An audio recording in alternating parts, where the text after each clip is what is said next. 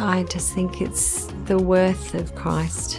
We've got to just keep it really simple. It is what it always has been. It's revealing Christ. It's bringing our affection and adoration and the whole of our life. The pinnacle of it is what?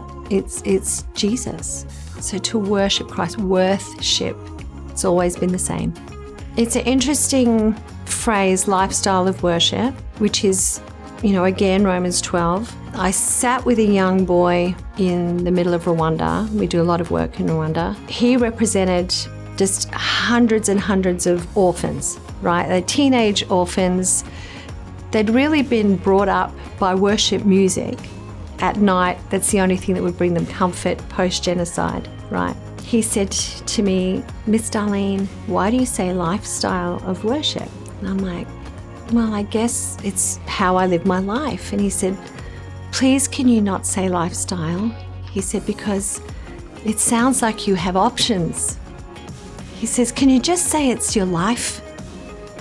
And I'm like, okay, sure. It was a beautiful slap from a teenager to me, teaching me again about how we all put everything through our own filter of our own experience. So I guess for my own family, it's like when our children were growing up and now with our grandchildren, it's about our conversations.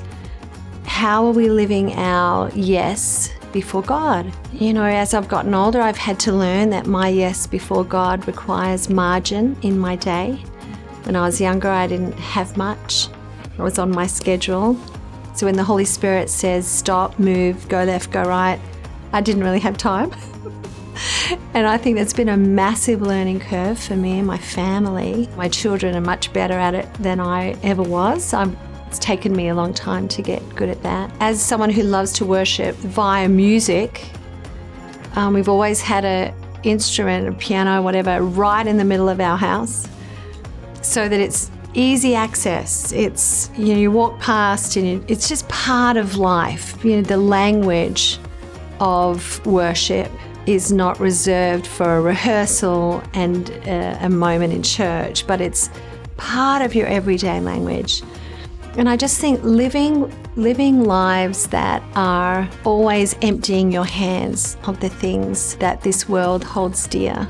And I think that's one of the beautiful things when the word says, I lift up my hands as the evening sacrifice.